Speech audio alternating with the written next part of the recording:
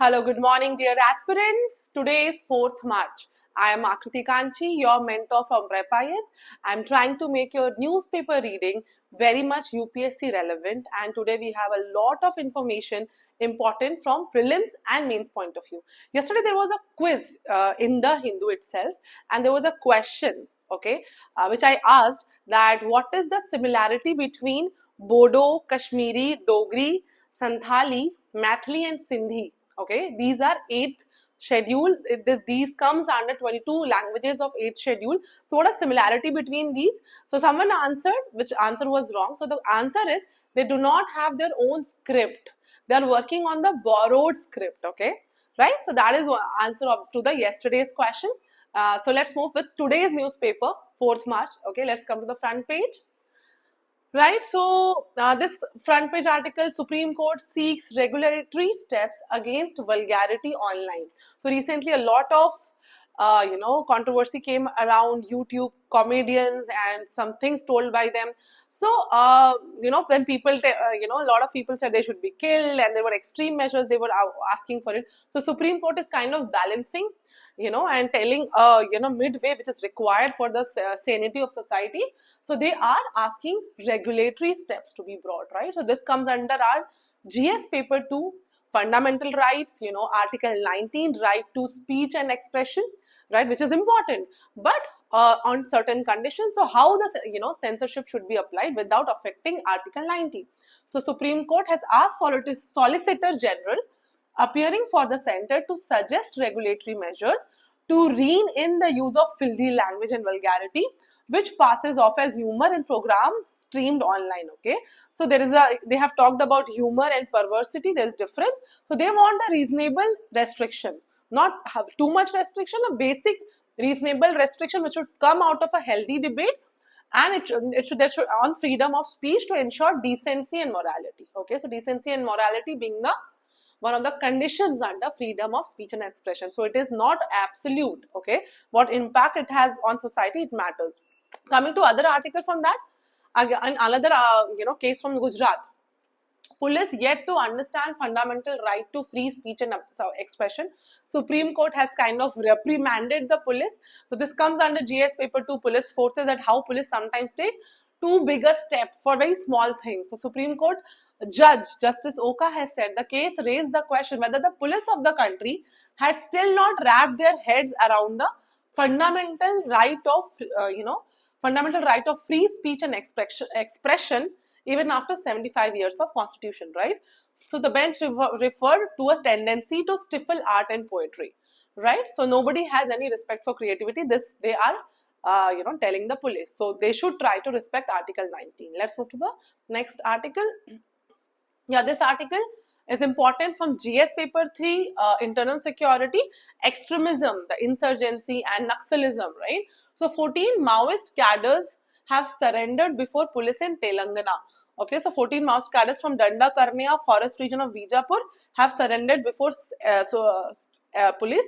Why? I mean, some initiatives were being done. Okay, so what was those initiatives? That you have to measure. Since if a question comes in mains, Naxalism is a big issue, how government is trying to work against it. So you can mention the scheme in the answer.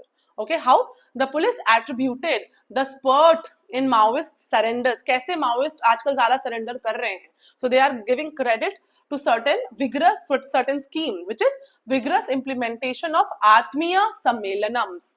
So they are trying to create a sammelans with the family of Maoist. Okay, so Atmiya Sammelanams, interactive sessions with the family members of the underground Maoist cadres to encourage surrenders by highlighting the government's rehabilitation policy for surrender Maoists. So this way they are trying to bring them in the mainstream and work on the development and inclusive development of all people. Okay, let's move to the next article. Very important article. Obesity, overweight is being talked about by everybody, including our Honorable Prime Minister in his Man Ki Baat. Okay, so India's burden of rising obesity, the hefty cost to pay. Which topic it comes under our UPSC syllabus? GS paper 2, issues related to development and management of social sector like health. Okay, so obesity is becoming a very huge problem. Lot of reports have underlined the issues related to it. So National Family Health Survey NFHS5 conducted in 2019-21 said around nearly 1 in every 4 men or women, that is 25% of people in India are obese already, 25%. Okay, so the World Obesity Federation estimates that India's annual increase in childhood obesity, the children's obesity, is one of the world's steepest. So the rate with which we are growing is highest, right, which is very poor for India, right? So they have talked about abdominal obesity, which is around 35 crore people, well, that is 33% of our population, right? And generalized obesity and high cases of blood cholesterol that they are talking about, right? So there are several problems. Why are we, becoming bad in this area, right? So one problem is general societal attitude in India normalizes obesity or being overweight. So generally, people who are fat are considered normal and people who are fit are considered exceptions. Oh, ye to fit hai, right? So that should become norm, like working out, eating healthy should become norm, and ignoring health indicators should not be the right thing, right? So but that is one of the issues that society is facing. Then though earlier we were a calorie deficient state, now we have become calorie sufficient state. Even then we have enough food in our country for all the people, but there is inequalities. So State of Food Security and Nutrition in the World report estimated that 55% of India's population, 55% cannot afford a healthy diet, and nearly 40% of people are eating inadequate nutrient, not proper nutrients. Okay, so these are issues. Another biggest issue is very cheap and easily accessible high fat, salt, sugar diet and ultra processed food, right? HFSS, a lot of high fat, high salt, high sugar, HFSS and ultra processed food, they have become very easy to find and very cheap, right? Like the chips you find, like the sugar drinks, like the cola, right?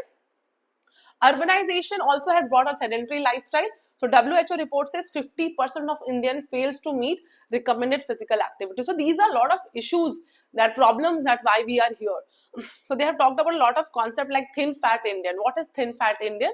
Like though they have a normal BMI, but still they have higher body fat, right?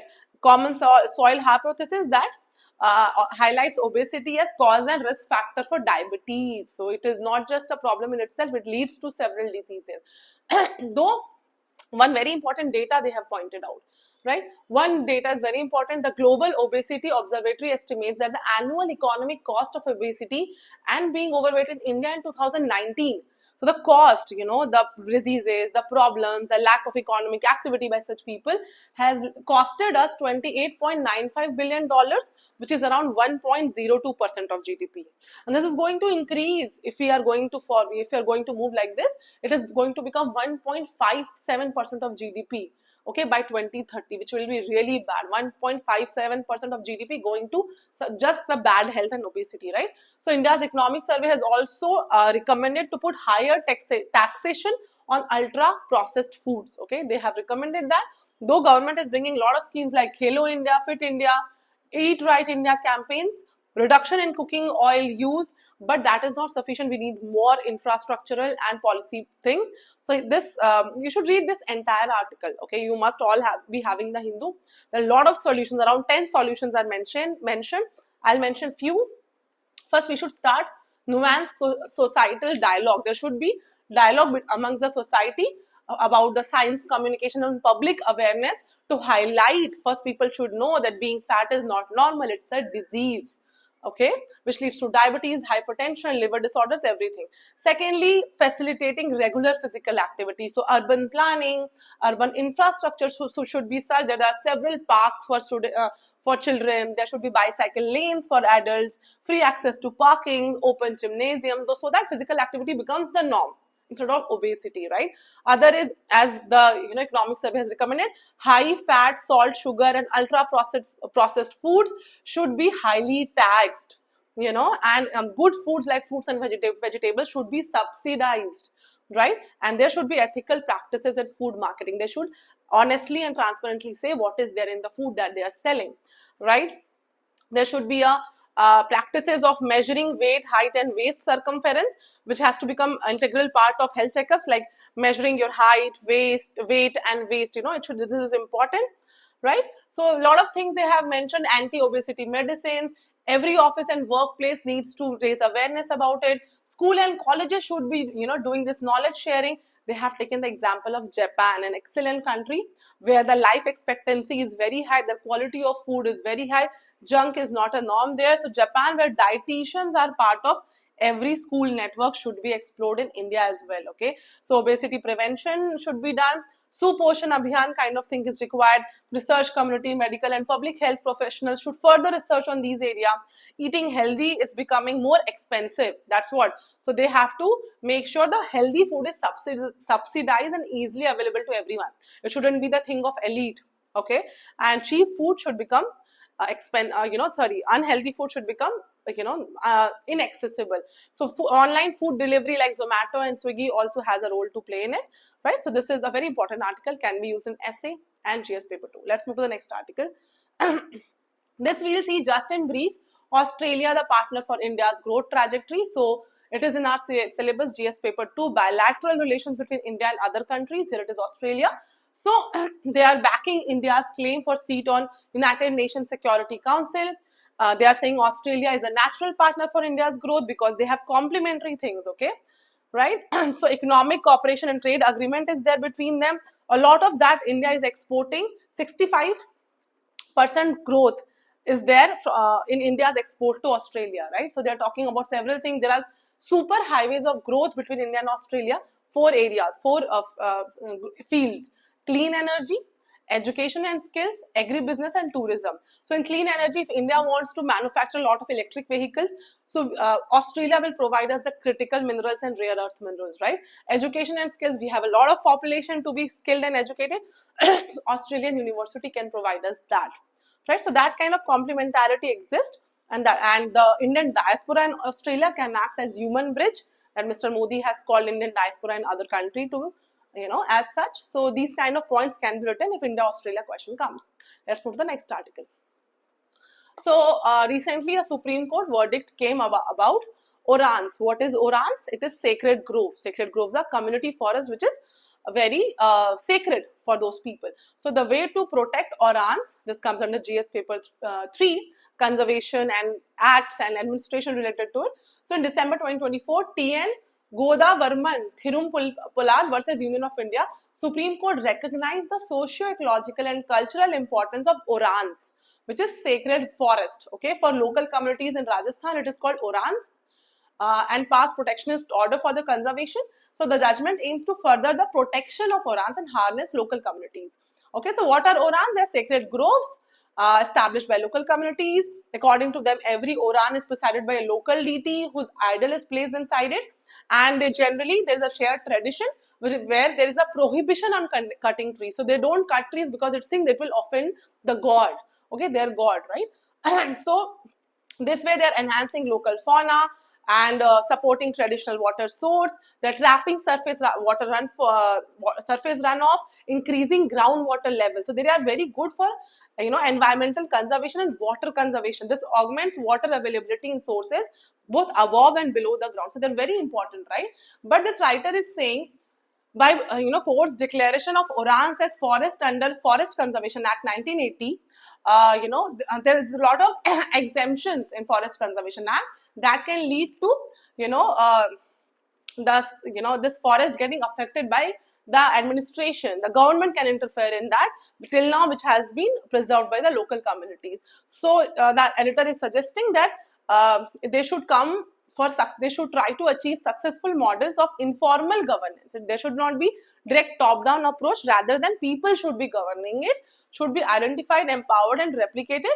Policies should encourage communities to take the lead in governing their orans with the support of the state and civil society. Okay, so this is what is orans. It can come. Let's move to the next article.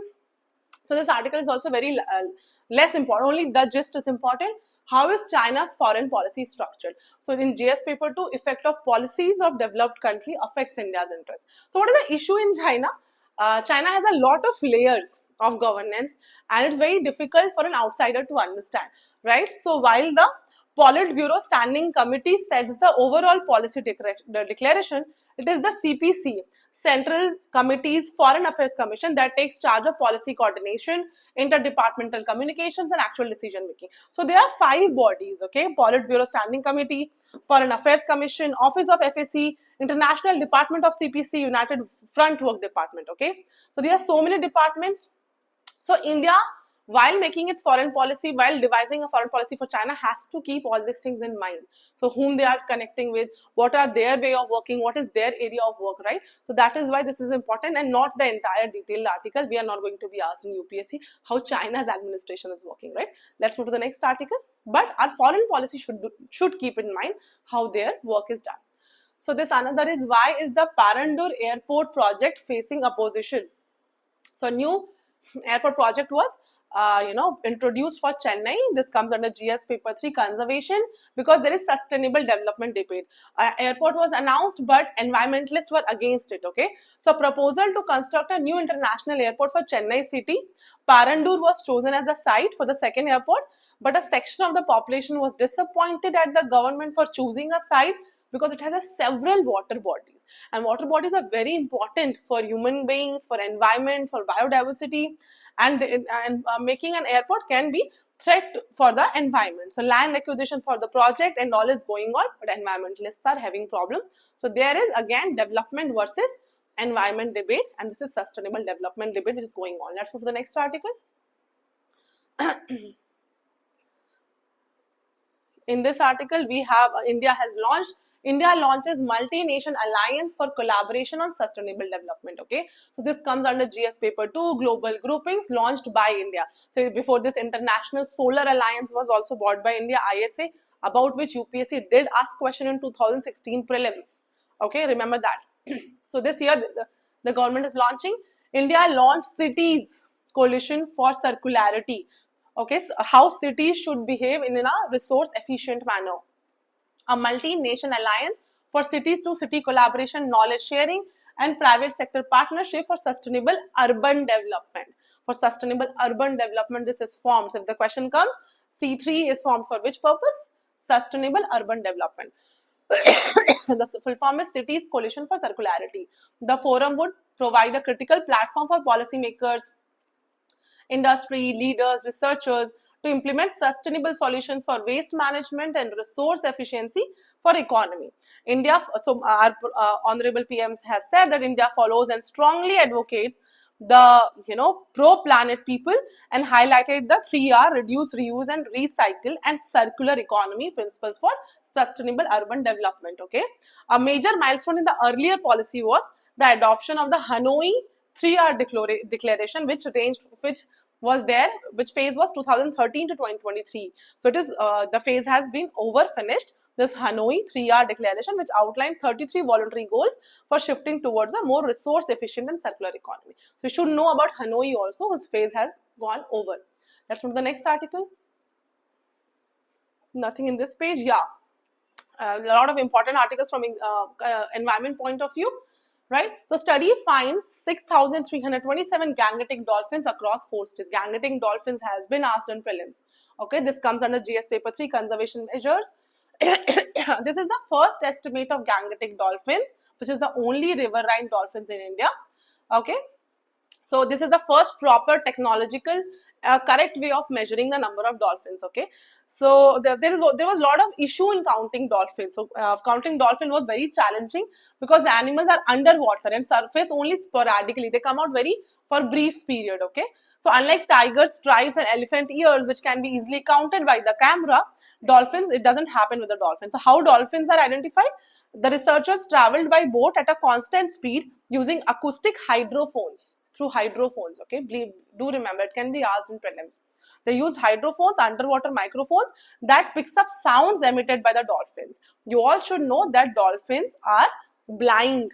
They work and they travel through the principle of echolocation by creating sounds. Okay, they create sound, they see how much, with what speed it is coming back, and Doppler's effect that they use, and with that they move. Okay, so using hydrophones, they could find, then the conservationists could found the number of dolphins. Okay, so major challenge to dolphin is getting entangled in fisherman's net. So you should know where it was found. Ganga main stem, the Ganga tributaries, Brahmaputra main stem, Brahmaputra tributaries, and Beas river. Okay, these are the places where it was found. Uttar Pradesh has the most dolphins, followed by Bihar. So you should follow the the path of Ganga. The largest length of Ganga is in Uttar Pradesh. So Uttar Pradesh, then Bihar, then West Bengal, and Assam for Brahmaputra. Okay, this is the next article for conservation is PM chairs Wildlife Board, meet announces conservation plans. So PM Modi announced the Asiatic lion population estimation exercise to be done and some conservation plans for tigers, gharials, and a critically endangered bird. Okay, this comes under GS paper 3, conservation bodies, and they have also said that they will use AI to combat forest fires and human animal conflicts. Okay, he was chairing 7th meeting of National Board for Wildlife. So what is this National Board for Wildlife? It's a statutory body formed under Section 5A of Wildlife Protection Act of 1972, which was amended and brought by 2022 amendment under Wildlife Protection Act Amendment 2022. It replaced Indian Board for Wildlife, which was formed in 1952. So you should know National Board for Wildlife, PM is the ex officio chairperson and Minister of Environment, Forest and Climate Change is the vice chairperson. You should know about this. Okay. So let's move to this article of ISRO. ISRO releases second set of scientific data from Aditya mission. This comes under GS paper 3, achievements of Indians in science and technology, right? So ISRO has released the second set of scientific data from the Aditya L1 solar mission, right? So it is telling a lot of information about sun's photosphere, chromosphere, and what is the outer atmosphere of sun's called corona. Okay, and field measurements, and the Aditya mission, the Aditya, this is Aditya L1. So it is a Lagrange point. So you should know what is Lagrange point. Okay, so Aditya L1 at present is observing the sun during its third revolution in the halo orbit around the Lagrange point. Aditya L1 was launched in 2023. Okay, so a large halo orbit around the first Earth-Sun Lagrange point known as L1 point. L1 point is 1.5 million kilometers from Earth towards the sun. Okay, so this you are supposed to know. Let's move to the there's a committee formed for high-powered defense committee identifies key thrust areas for modernization of Indian Air Forces. Right, so this comes under GS paper 3, internal security, various security forces. The empowered committee for capability enhancement of the Indian Air Force identify key thrust areas and recommended some medium and long-term measures like indigenization, the need for impetus to enhance Atmanirbharta, where private sector should participate actively, right? So these are some areas, indigenization and private parties along with DRDO, they should work. IAF must add 35 to 40 fighter jets every year to fill the shortage in numbers. These are some recommendations and more detailed recommendations are going to come in future. Let's move to the last page, science page. Okay, so research team takes big step towards making a Bose metal. So Bose metal is very important. Similarly, a Bose-Einstein, the stage of, what shall I say, the medium was asked in 2018. That year it was asked. So you should know what is Bose metal. This comes under GS paper 3, science and tech, development and effects in everyday lives. Okay. So traditional theory, what happens? Metals, what are metals? They conduct electricity. Mostly metals are known for conducting electricity. Okay, they have finite conductivity, but when the temperature is changed, when the temperature is taken to very lower levels, they become superconductors normally, right? So traditional theory for disordered metals say that at absolute zero temperature, the metal should either become an insulator or a superconductor. Superconductor where there is resistance is zero and electricity is flowing with full efficiency. Right? So Bose metal is an anomaly. It doesn't work. It doesn't behave like normal metals do. So a Bose metal challenges this description because its conductivity stays between 0 and infinity as the temperature tends to absolute zero. Okay. So you can read this article out of interest, but you should just know Bose metal is what it is. It's a kind of anomaly. What is anomaly? Normally people are supposed to behave in a certain way, but some people don't. Similarly, most metals should behave in a way, but most metals behave differently as an exception, right? So it's a kind of anomalous metallic state. The anomaly is that the Cooper pairs are formed but don't condense into a superconductor. In technical terms, they fail to establish long range superconducting coherence. Okay, you should read what is Cooper pairs here. So when you reduce the temperature, the net force causes the electrons to pair up, and normally individual electrons don't behave like that when they how they behave in the lower temperature. This pairs is called Cooper pairs. Okay, so this you should know, Cooper pairs, what is Bose metal. Last article of the day. NASA to launch Sphere X to explore what happened right after Big Bang. So NASA is very curious about the origin of universe, origin of Earth. This comes under GS3, awareness in the field of space. Okay, so they are preparing to launch a megaphone shaped observatory on a mission to better understand what happened immediately after the Big Bang. You know, a lot of questions are coming in mind of people, which initiated the universe, Milky Way, which is our galaxy, and where are the reservoirs of water, right? So it will be launched on SpaceX Falcon 9 rocket from Vandenberg Space Station. Okay, so what is the full form of Sphere X? Spectrophotometer for the history of the universe, epoch of free ionization, and ICES Explorer. Okay, this is what is Sphere X, right? The mission is to gain insight into cosmic inflation, how the cosmic inflation happened, the rapid and exponential expansion of the universe from a single point in a fraction of a second after the Big Bang. When Big Bang happened? 13.8 billion years ago. Okay, so they are trying to find the mysteries behind the Earth and universe. That's it for 4th March. Thank you.